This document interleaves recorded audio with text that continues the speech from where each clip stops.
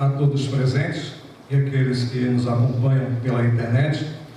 Que a graça de Deus resplandeça sempre sobre as vossas vidas. Amém?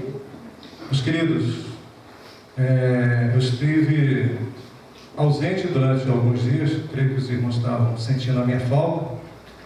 Eu estava em Três Barras, porque além de ser pastor, sou também militar do Exército. Eu estava, para quem não me conhece, eu estava em Três Barras, estava em uma operação militar e ali passei alguns dias, por isso, em ausência. E além disso também, Deus me chamou para trabalhar bastante em sua obra também durante esses dias. Estava pregando na congregação, preguei também aqui na Silva Jardim e agora aqui nesta noite. Ou seja, Deus está me usando bastante para trabalhar em sua obra. Sou muito carente das vossas orações e também, além disso, eu fiz a minha mudança também daqui do bairro Portão. Estou morando agora lá no Pinheirinho também. Foi uns dias aí muito atribulado para mim, mas graças a Deus eu estou aqui, confiante que Deus irá falar conosco imensamente através da sua santa palavra. Nesse momento eu gostaria que a amada igreja se colocasse de pé, para que possamos fazer uma leitura do Salmo de número 88. Salmo de número 88.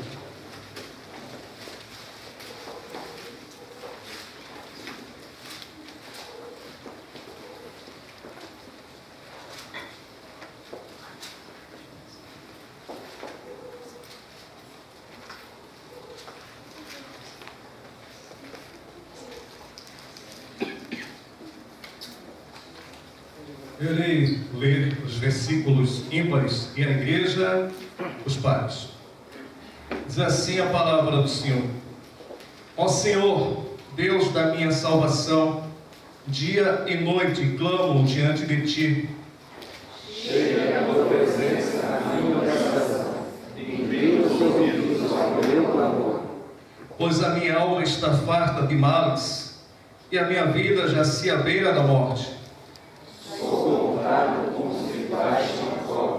Sou como um homem sem forças. Atirado entre os mortos, como os feridos de morte, que jazem na sepultura, dos quais já não te lembras. São desamparados de tuas mãos. Nos lugares tenebrosos, nos abismos. Sobre mim pesa a tua ira, tu me abates com todas as tuas ondas. Apartaste de mim os meus conhecidos, e me fizeste objeto de abominação para mulheres. Estou preso e não vejo como sair. Os meus olhos desfalecem de aflição, dia após dia. Venha clamando a ti, Senhor, e te levando as minhas mãos. Mostrarás os prodígios aos mortos, ou os finados se levantarão para te louvar. Será referida a tua bondade na sepultura, a tua fidelidade nos abismos? Acaso nas trevas se manifestam as tuas maravilhas, e a tua justiça na terra do esquecimento. Mas eu, Senhor, clamo a ti por socorro, e de manhã já te antecipa diante de ti a minha oração.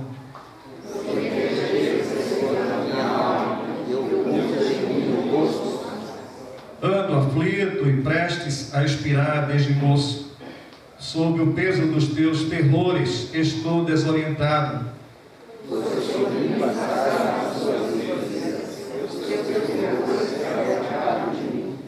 Eles me rodeiam como água de contínuo, a um tempo me circundam. Para longe de mim afastaste de mim. Que o Senhor nosso Deus aplique a sua santa palavra no nosso coração. Vamos orar ao Senhor. Querido Deus, te louvamos, ó Pai, e buscamos, ó Senhor, as nossas forças em Ti, porque sem Ti, ó Pai, nada podemos fazer. Nos ilumina, ó Pai, diante da Tua Santa Palavra, ó Senhor, por intermédio do Teu Santo Espírito. Nos usa, ó Pai, nos capacita para melhor te servir e fazer a Tua Santa vontade, ó Pai. Esclarece aquilo que tem reservado para nós nesta noite, ó Pai. Usa-me como instrumento santo em Tuas santas mãos. Usa o Teu povo aqui presente, ó Pai, para que possa assim absorver a Tua Santa Palavra, ó Pai. E assim, ó Pai, te desejar ardentemente, ó Pai, todos os dias da nossa vida, ó Pai. Embora as nossas necessidades, ó Pai, embora as nossas aflições, embora os nossos sofrimentos, ó Senhor, aqui diante de Ti pedimos, ó Pai, atende os nossos clamores, atende as nossas orações, atende as nossas petições, ó Pai. Não nos deixa, ó Pai, sem ouvir a Tua suave voz, ó Pai. Diante de Ti ainda queremos expressar, ó Senhor, que somos completamente pecaminosos, por causa das nossas iniquidades, das nossas transgressões, por causa dos nossos pecados, ó Senhor, e nos afasta de Ti, ó Pai. Mas louvado seja o Teu santo nome, ó Pai, por intermédio do Teu Filho amado, nosso Senhor e Salvador Jesus Cristo, porque Ele na cruz do Calvário morreu para nos unir a Ti novamente, ó Pai, porque assim Ele nos deu vida, vida eterna, vida em abundância, porque nós estávamos mortos nos nossos delitos, nos nossos pecados, ó Senhor. Nisso nós Te louvamos, ó Pai, desde já na mediação de Cristo, aquele que vive e reina para todo sempre. Amém. A igreja pode sentar. Meus queridos, nada é mais angustiante na vida cristã do que experimentar a dor da aflição e ao mesmo tempo a angústia de não sentir o conforto da presença do Senhor nosso Deus. Os momentos nos quais enfrentamos a perda de alguém que nós amamos, a angústia de ouvir um diagnóstico médico sobre uma doença completamente incurável, a perda de uma criança, os casos de opressão e abuso pessoal ou alguma outra experiência dolorida. Isso são exemplos que exigem mais do que forças meramente humanas. Para agravar essas dores, há ocasiões em que a resposta mais comum às nossas orações parece ser o silêncio do Senhor nosso Deus. Nos momentos que nós mais precisamos, nós não escutamos a doce, suave voz do Senhor nosso Deus. Ficamos atônitos e confusos, enquanto no íntimo uma voz questiona: onde está Deus nestes momentos mais difíceis da minha vida, das nossas vidas? Como Ele pode permanecer impassível e distante nessas horas? Estaria Ele apenas assistindo a esses acontecimentos, sem fazer nada em prol da minha pessoa, em prol da vossa pessoa? Se até os pais terrenos se dispõem a ajudar seus filhos na hora da aflição, porque Deus demora tanto a me ouvir e a me atender nos momentos que eu mais preciso dele. Encontramos aqui nesse salmo, no Salmo 88, o salmo de um homem chamado Amã. Ele era um levita e clã dos coatitas. Ele era um músico, filho de Joel e neto do profeta Samuel, provavelmente, conforme está escrito em 1 Crônicas, capítulo 6, versículo 33. Emã no hebraico significa fiel. Este nome aparece 16 vezes na Bíblia. Emã sempre serviu ao Senhor junto com Etã e também com Asaf. Ele foi um famoso líder de música no período do reinado do rei Davi, quando celebravam os cultos no tabernáculo. E também, ele foi também um líder da música no governo do rei Salomão, no templo, após sua construção e também a sua inauguração. Emã era um homem sábio, que causava respeito também nas demais pessoas ali no seu tempo, mas isso não impediu que ele passasse por sofrimentos desde a sua mocidade.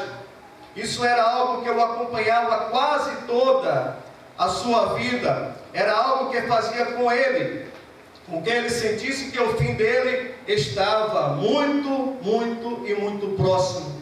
Ele esperava morrer a qualquer momento. Ele fala do abandono dos seus amigos, da exclusão social. Ele diz que a única companhia que ele tinha era as trevas. Esse salmo termina com as palavras, aliás, com a palavra trevas. É o único salmo de lamento que não termina com um final feliz. Os outros salmos de lamento costumam começar tristes, mas sempre há uma virada no final. O tom sempre muda do desespero para a alegria e também para a esperança. Nesse salmo, por outro lado, existe uma dor constante na vida deste homem chamado Emã. É como se Deus estivesse ausente ou moco ao seu devido clamor. Uma das razões por qual esse salmo foi incluído no cânon era para que possamos saber o que aconteceu com este homem de Deus pode também acontecer com qualquer um de nós que somos filhos de Deus. Há muitos irmãos e irmãs em Cristo que sofrem na sua vida, filhos com problemas, com várias doenças graves, doenças incuráveis, e muitas também dificuldades, assim como nós estamos passando no nosso país. Como Emã lidou com esse sofrimento? Como ele lidou com esse sofrimento? Olhar para esse salmo vai nos ajudar quando o sofrimento bater a nossa porta. Meus queridos e minhas queridas, vamos começar a analisar este salmo, versículo a versículo. No versículo 1, no versículo 2, nós encontramos aqui Emã, ele pedindo a Deus, que Deus o ouça, que escute o seu clamor, que escute a sua voz, que escute a sua oração. Ele fala: ó Senhor, Deus da minha salvação. Ele reconhece quem é o seu Senhor. Ele reconhece que Deus é o seu Salvador. Ele jamais esquece do seu Senhor. E ele diz que Deus é o Senhor da sua salvação. Ele fala: dia e noite eu clamo a Ti. Eu clamo diante de Ti. Senhor, ouça as minhas orações. Escuta as minhas súplicas. Chegue a Tua santa presença, a minha oração. Inclina os ouvidos ao meu devido clamor. O sofrimento teve em Emã o efeito contrário do que tem em muitas pessoas. Ao invés de fazê-lo parar de orar, o que foi que Emã fez? Ele leva a orar mais e mais a Deus. Diante daquele sofrimento que ele estava passando, diante daquelas suas dificuldades, desde a sua mocidade, no versículo 15 nós percebemos isso: ando aflito e prestes a expirar desde moço, ou seja, o seu sofrimento é desde a sua mocidade. Então ele, naqueles seus momentos, ele sempre estava com o seu coração voltado para o Senhor nosso Deus. Embora o Senhor nosso Deus não estivesse lhe ouvindo. É assim que ele percebia. Mas sabemos que Deus escuta as nossas orações. Mas naquele momento para Emã, parece que Deus estava completamente distante. Mas aqui ele reconhecia que o seu Deus era o Deus da sua salvação. Então, aquele sofrimento fazia com que Emã levasse a ele a adorar e a orar mais e mais ao Senhor nosso Deus. Ele quer que a oração dele chegue à presença de Deus, parece que o sofrimento maior dele estava na ausência da presença do Senhor nosso Deus. Os puritanos, eles falavam disto como a noite escura da alma. A noite escura da alma. O silêncio de Deus durante o sofrimento torna o sofrimento pior ainda para todos nós. E naquele momento, ali, para Emã, que estava clamando a Deus, ele orava a Deus, pedia a Deus: Senhor, atende o meu clamor. Olha para mim, Senhor, para os meus sofrimentos.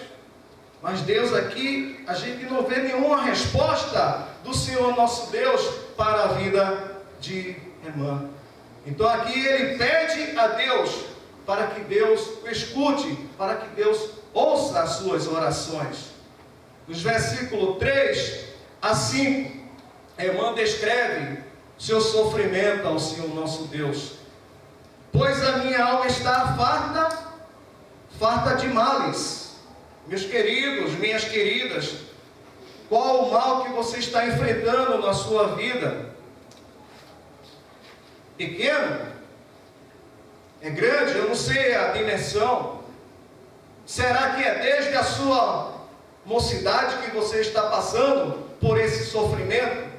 O quanto você tem clamado ao Senhor nosso Deus? Pois a minha alma está farta de males, e a minha vida já se abeira da morte. Veja como está a situação dele, desse homem, desse salmista chamado Emã. A sua alma, a sua vida já se abeira da morte. Então, sou contado como os que baixam uma cova, sou como um homem sem força.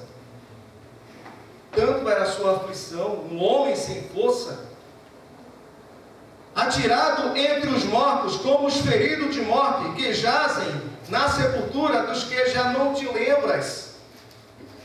A palavra aqui, farto, no versículo 3, usada por Emã, traz a ideia, farto de comida, como alguém que comeu tanto que não consegue mais nem olhar para a comida, para não explodir. Tem a ideia de que ele não aguenta mais sofrer devido àquela sua situação. Ele está farto de tanto sofrer. Então, por isso, o seu clamor a Deus. Mas Deus não escuta. Deus está em silêncio. Ali ele chegou ao seu limite. Ele se sente como um soldado ferido, que era lançado junto dos mortos na batalha, pois iria perecer em pouco tempo. Assim acontece na batalha. Quando alguém é ferido, um soldado é ferido, as tropas vão passando e ele vai ficando ali para trás. Ele está ferido, fica ali para trás, que vem atrás vai recolhendo os cadáveres e ali vai identificando. E ali Emã estava como uma pessoa, como um soldado ferido. Grita a Deus, clama a Deus, e Deus não responde.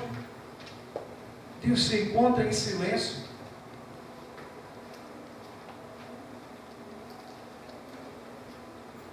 Nos versículos 6 a 9, Emã diz que foi Deus quem fez tudo aquilo com ele, todo aquele sofrimento que a mãe estava passando em sua vida, ele atribui a quem?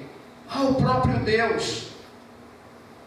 Puseste na mais profunda cova. Senhor Deus, o Senhor me colocou na mais profunda cova, nos lugares tenebrosos, nos abismos. Sobre mim pesa o quê? A tua ira. Tu me abaste com todas as tuas ondas, apartaste de mim os meus conhecidos, me fizeste objeto de abominação para com eles. Estou preso e não vejo como sair. os meus olhos desfalecem de aflição, dia após dia, venho clamando a Ti, Senhor, e Te levanto as minhas mãos. Aqui, irmã, ele atribui todo o seu sofrimento, aquele seu estado, ao próprio Deus. Percebemos aqui que ele não xinga ao próprio Deus. Ele não diz que Deus desgraçado porque eu estou passando por todos esses males. Ele reconhece que o Senhor nosso Deus estava o tocando para fortalecer a sua fé. Embora ele não escutasse a voz de Deus, por mais que ele viesse a clamar por Deus, por mais que ele viesse a suplicar: Senhor, atende as minhas orações, eu estou sofrendo, eu estou em angústia mortal, atende os meus clamores, atende os meus pedidos, porque sobre mim eu só vejo as trevas. Os meus amigos me deixaram, me abandonaram, ninguém está ao meu lado para me consolar, ninguém está ao meu lado para me confortar nesse momento que eu mais preciso. Senhor, eu só tenho a Ti, eu oro a Ti, eu falo contigo e Tu não me responde. No meio do sofrimento ele se volta para Deus e diz: eu sei que foi o Senhor que fez isso. Eu sei que foi o Senhor que fez isso. Eu estou passando por esse sofrimento por Tua causa, Senhor. Para um judeu crente, o Deus de Israel era o Deus que tinha governo sobre todas as coisas. Deus tinha o governo sobre todas as coisas, até sobre os nossos sofrimentos. Um judeu não teria problema nenhum em dizer que seu sofrimento vem da parte do Senhor nosso Deus. Essa é uma passagem importante em nosso país, pois rouba de nós o conforto de saber que é Deus quem nos dá o verdadeiro sofrimento. Que conforto há em achar que é o diabo quem nos causa os males? O sofrimento nos é causado por aquele que é o bom Pai sobre as nossas vidas. Saber que Deus está por trás de tudo o que nos toca, ao invés de nos abater, nos dá o verdadeiro conforto. Se Ele é quem nos faz entrar em sofrimento, é Ele também que nos faz sair deste mesmo sofrimento. Meus irmãos e minhas irmãs, em canais de TV, em rádio, nós temos percebido a teologia da prosperidade, a famigerada teologia da prosperidade. Entra aqui no nosso templo, entre no nosso tabernáculo, entre na nossa igreja e pare de sofrer. Isso é uma verdadeira mentira. É um engodo de Satanás. Porque o próprio Senhor Jesus Cristo, Ele sofreu e padeceu por amor à sua igreja. E porque nós, como cristãos, não iríamos sofrer. Cristo sofreu por amor a mim, por amor a você, por amor aos filhos amados do Senhor nosso Deus. Então o sofrimento, ele vem da parte do Senhor nosso Deus. É Ele que dá o sofrimento. É Ele também que faz sair o nosso sofrimento. Assim como o frio. Sinceramente, eu estou aqui, eu irei completar 6 anos em Curitiba, depois de passar 6 anos no Paraná, depois de 3 anos em Palmas, sudoeste aqui do Paraná, cidade mais fria do Paraná. Sinceramente, eu não gosto do frio. Não gosto do frio. Acho que eu não nasci com frio. Mas o frio, por mais que eu venha me aquecer, parece que mais frio eu tenho. Né? O frio, ele vem de quem? Da parte do Senhor nosso Deus. Mas jamais eu iria desonrar, xingar a Deus por causa do frio.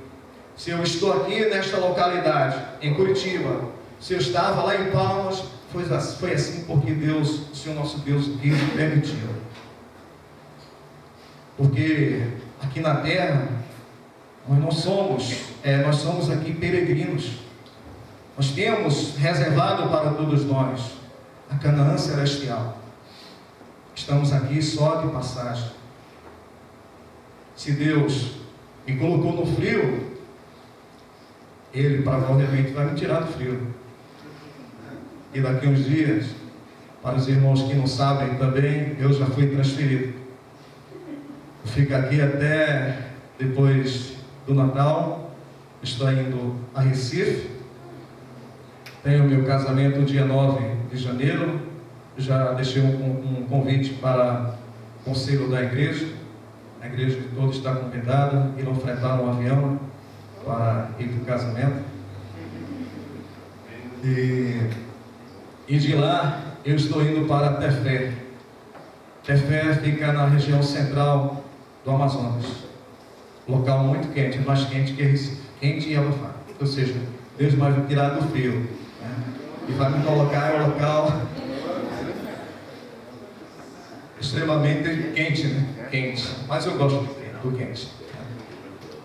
Então vamos analisar ainda a palavra do Senhor nosso Deus. Dos versículos 10 a 12, Emã, ele argumenta com o Senhor nosso Deus. Depois de dizer que o sofrimento vem da parte de Deus, aqui ele argumenta com o próprio Deus. Mostrarás tu prodígios aos mortos, ou os finados se levantarão para te louvar? Será referida a tua bondade na sepultura, a tua fidelidade nos abismos? Acaso nas trevas se manifestam as tuas maravilhas e a tua justiça na terra do esquecimento? Ou seja, Senhor, aonde é a morte? Lá na sepultura, alguém irá te louvar? Lá no Hades, lá no abismo, mais profundo abismo, né? Alguém irá te louvar? Nós percebemos aqui que Amã, em meio aos seus sofrimentos, ele estava também preocupado em louvar a Deus.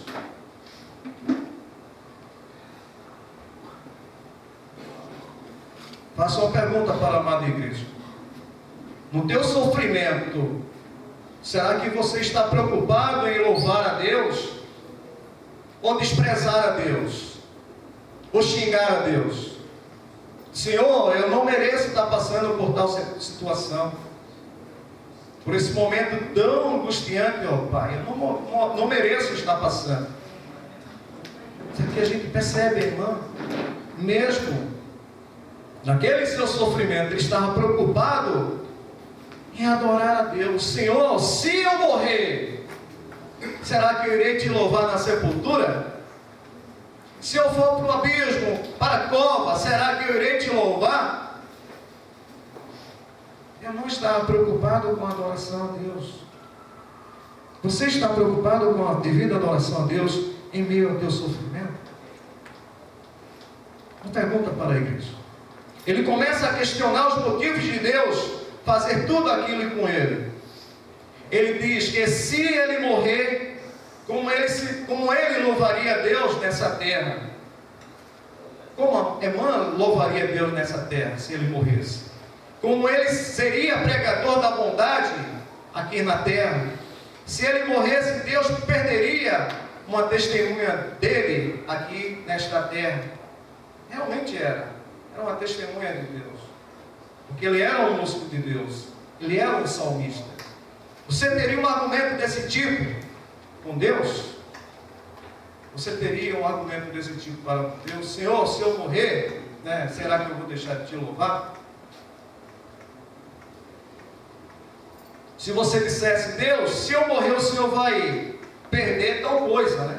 Aí Deus diria assim, você não faz diferença para mim. Você não faria diferença para mim. Porque se você morrer, se não tiver ninguém para clamar, até as pedras clamarão ao Senhor nosso Deus. A palavra de Deus jamais deixará de ser pregada. Até a natureza está aí para louvar a Deus. E o índio, por não conhecer a palavra de Deus, no dia do julgamento, ele será indesculpável, né? Por não conhecer a palavra de Deus. Senhor, eu nunca ouvi tua palavra, índio não ouviu tua palavra, índio não ouviu teu filho Cristo, não ouviu nada. Mas a natureza está. É obra de Deus, é a criação de Deus. O homem se torna indesculpável diante do Senhor por não conhecer a sua glória e o seu louvor. Porque Deus fez o homem para o adorar, para o louvar e para o glorificar. Percebemos que o homem de Deus, o homem criado por Deus, ele tem adorado aquilo que ele não sabe. Ele tem adorado imagens e escultura. Imagens e esculturas que nem falam, nem escutam, não vê e não ouve. Aí se torna a insensatez do homem em adorar aquilo que ele não conhece. O profeta Jeremias, ele fala isso. Ele diz que o homem é tão insensato, que ele vai a uma mata, de lá tira uma árvore, daquela árvore ele faz a sua escultura, e o restante daquela árvore ele coloca para queimar e assabou. Aí está a insensatez do homem, adorar aquilo que ele não sabe. Ele adora aquilo que é palpável. Mas falta ali um instrumento para se chegar até o próprio Deus. Esse instrumento chama-se fé. Porque sem fé é impossível agradar a Deus. Sem fé é impossível agradar a Deus. Aqui mesmo com aquele todo sofrimento, Emã, ele estava preocupado com a glória do Senhor nosso Deus. E a tua preocupação em meio ao teu sofrimento? Será que é a glória de Deus? Os versículos 13 a 18, eles faz praticamente uma recapitulação daquilo que ele passou, está passando na sua vida. Mas eu, Senhor, clamo a Ti por socorro. Clamo a Ti, de novo ele repete. Eu clamo a Ti por socorro. E antemanhã, ou seja, desde ao amanhecer, já se antecipa diante de Ti a minha oração. Desde amanhã, o sol raiando, ele está clamando a Deus pelo seu sofrimento. Meus irmãos e minhas irmãs, uma coisa necessária para as nossas vidas é a oração. A oração. Eu tenho falhado nas orações. Eu creio que a igreja também tem falhado nas orações. Quanto é necessário a oração diante do Senhor. A oração nos aproxima mais diante de Deus. Spurgeon era um homem de oração. João Calvino era um homem de oração. E muitos outros. Agostinho também era um homem de oração. Muitos homens, pais da fé, homens de oração. Nossa geração hoje é uma geração que não ora a Deus. Se orar, e ora muito pouco. Aqui a gente percebe claramente o meu sofrimento. Emã orando a Deus desde amanhã, o reato do dia, ele já ora a Deus. Mas eu, Senhor, clamo a Ti por socorro, e antemanhã já se antecipa diante de Ti a minha oração. Porque rejeitas, Senhor? Será que o Senhor não estava dando ouvido à sua oração? Porque rejeitas, Senhor, a minha alma e ocultas de mim o Teu rosto. É como se Deus estivesse distante. sem ouvir o seu clamor, sem ouvir os seus pedidos. Ando aflito e prestes a expirar desde moço. Desde a sua mocidade ele estava passando por aquele sofrimento. Eu já ouvi pregações dizendo que Amã perecia de uma lepra. Percebendo aqui o contexto, era impossível ser uma lepra. Por quê? Amã era um salmista, era um levita.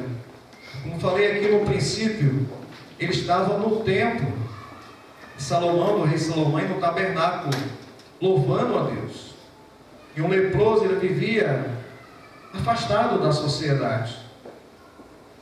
Era um sofrimento que ele não deixou aqui claro para nós, mas era um sofrimento angustiante. Era um sofrimento que causava temor, pavor, aflição. Ele diz que ando aflito e prestes a expirar desde moço, sob o peso dos teus terrores estou desorientado. A sua aflição era grande, que ele estava completamente desorientado. Por sobre mim passaram as tuas iras, os teus terrores deram cabo de mim. Eles me rodeiam como água de contínuo, a um tempo me circundam. Ou seja, ele está aqui como se estivesse mergulhado em um lago profundo. Olha para os quatro lados e não vê saída. Não vê solução para o seu problema. Olha para os quatro cantos, só vê água, aflição, mais aflição e mais aflição. Angústia, angústia, desespero, desespero. Para longe de mim afastaste amigos e companheiros. Ele já não tinha onde reclinar a sua cabeça no ombro do seu amigo. Não tinha como. Seus amigos o abandonaram. Os meus conhecidos são trevas. Quem eram os seus conhecidos? Os amigos abandonados. Seus conhecidos, as trevas. Ele fala novamente que da oração, quanto mais ele sofre, mais ele ora. Quanto mais sofre, mais ele ora. Ele fala novamente da consciência e da ausência de Deus. É Deus ocultar o rosto que mais o dói na vida de Amã. Deus ocultou o seu rosto. Isso doía na sua alma, no seu coração, no seu íntimo. Novamente ele faz uma descrição do seu sofrimento aqui nesses versículos. Ele nem sabia direito o que fazer, pois ele sentia que Deus o havia abandonado. A irmã fala que a ira de Deus o circunda como alguém que está morrendo, completamente afogado, que possui água por todos os lados. Ele possuía a ira de Deus acima, abaixo de um lado e também do outro, e sem possuir um único ombro para chorar. Cadê seus amigos? O que via sobre as suas vidas era só trevas, trevas, trevas. Quanto mais ele orava, clamava a Deus e não ouvia a voz de Deus.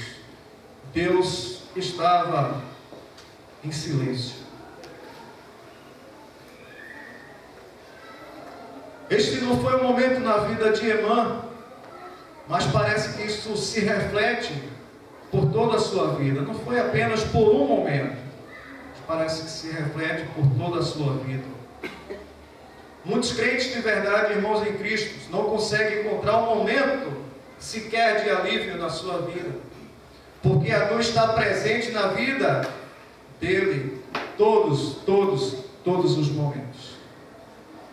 Meus irmãos, o fato de que você é crente, não quer dizer que você vai ser sempre feliz,